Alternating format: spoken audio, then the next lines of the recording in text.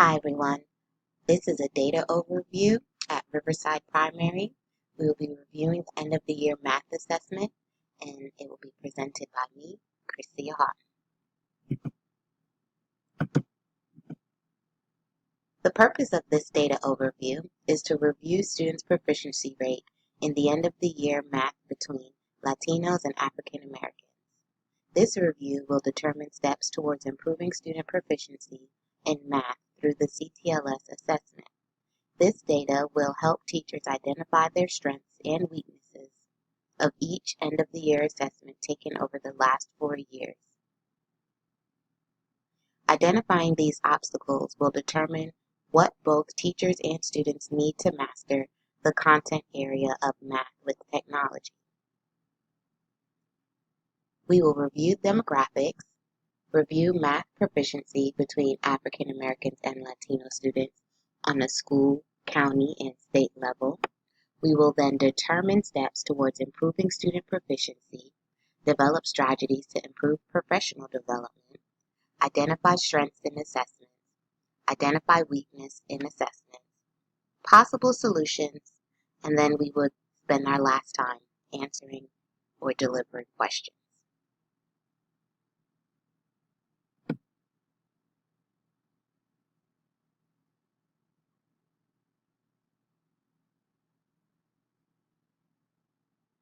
Riverside Primary is a Title I public school based in southwest of Cobb County. Every day, teachers and other staff members are accountable of closing the achievement gap between high and low performing students by ensuring the students have a fair and equal amount of opportunities to obtain a high quality education. The school holds a total of 626 students. Of those, 56% are African American and 43% are Latinos. And we have about 2% students with a disability and 41% of those students that are receiving services for ELL.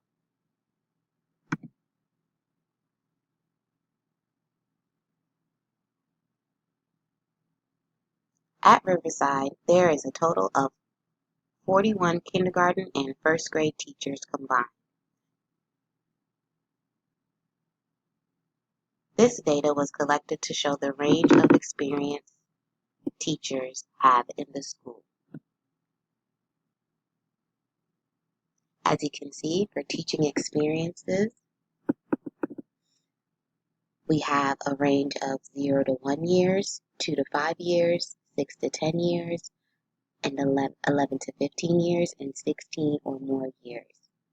We have about 2% of those teachers that fall in the 0 to 1 years of teaching experience, about 9% of those teachers that fall in the 2 to 5 year range, 24% of those teachers that fall in the 6 to 10 range, 29% of those that fall into the 11 and 15 years, and 36% of those that fall into the 16 years or more. Now, this is also including the number of all teachers at Riverside Primary. You can see here, we have 41 teachers.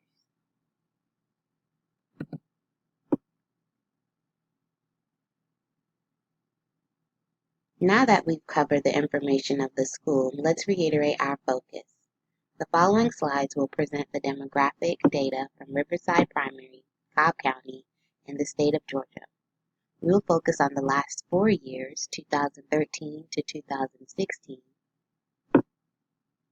Here is a disaggregated data of race at the state level. We have 2013. We're focusing on African American, Latino, white, Asian, and other.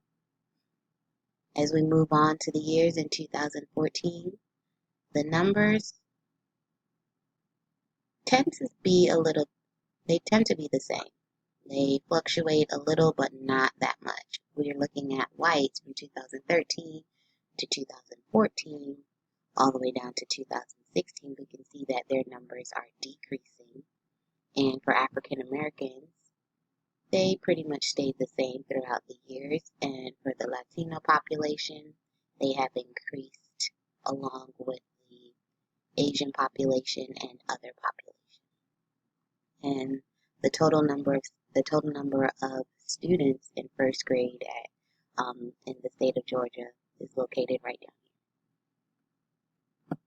Moving on to the data by district, we're looking at African Americans, Latinos, white, Asian, and other, and we can see pretty much the same for African Americans. They've increased. Latinos have increased throughout the years. White has decreased. Asians have increased, and other has also increased. And at the district, we have a total of 8,252 first grade students. Moving on to the data at Riverside Primary, we can see that we still are focusing on African American, Latino, white, Asian, and other. And as we start from 2013, we can see that both African American are at 42%. As the years continue, African Americans' population has increased. 2015, they've increased, and 2016, they've also increased for both race. The white population has been consistent at Riverside Primary, and for Asian, they increased, but then they decreased in 2016, and 0% in other. This is including the number of students.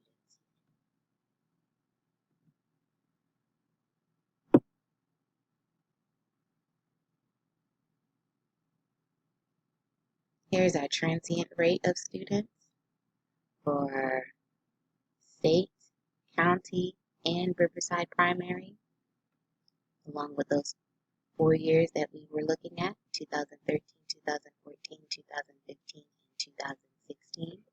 If we're looking at 2013, we can see that the state had about 5% total. That's all race for transient rate of students.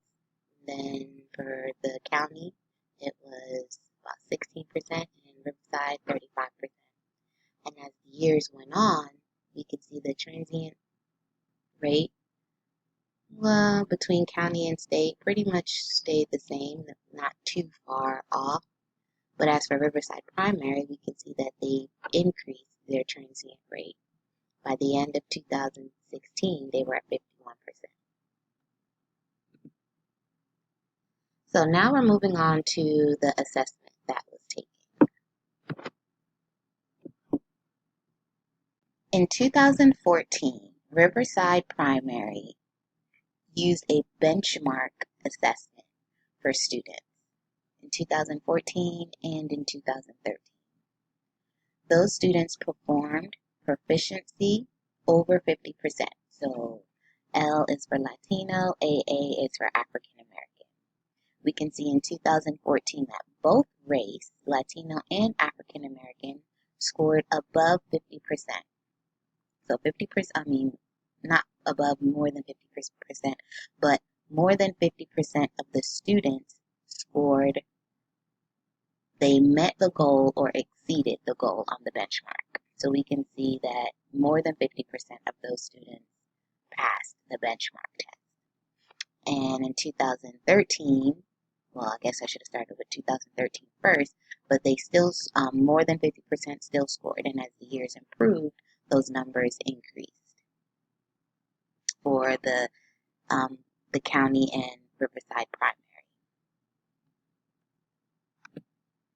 Now, by the end of 2014, there was a new assessment given for first graders, and that was given at the county level and at the school level. This is not a statewide test, so I do not have data for the statewide test. In 2015, the new assessment that was given, less than 50% of both Latino and African American met or exceeded the goal. And in 2016, we were still less than 50% of those that met or exceed. Now I'm going to go back to 2013 and 2014 so we can see the difference. Now in 2014, at the end of 2014, teachers were trained on the new CTLS assessment that would be given to students. And it was new to everyone. It was new to students, it was new to teachers, it was new to other staff members. So this new assessment was new, and I see the difference in the numbers. Now, this is a snapshot of all 4 years from the math benchmark that was given in 2013 and 2014. And then remember now, at the end of 2014, a new assessment was provided, and that would be given for the following year. So at 2015 and 2016 are the years for the new CTLS. So 2013, 2014 was benchmark, 2015, 2016 was CTLS. And putting these side by side, we can see that for the benchmark, percentage of student proficiency was way higher than those students who took the CTLS. Some of the strengths and weaknesses of the CTLS: the new assessment that was created, student engagement, hands-on assessment, and direct feedback. And some of the weaknesses were that there was a big distraction of the remotes to lower level students. The assessment went from paper and pencil to remote control. So because we teach 6-year-olds, they weren't as mature to handle the remote to use an assessment tool. And teachers lacked the knowledge of the program, the new assessment that was given, and they had lots of difficulty delivering the assessment.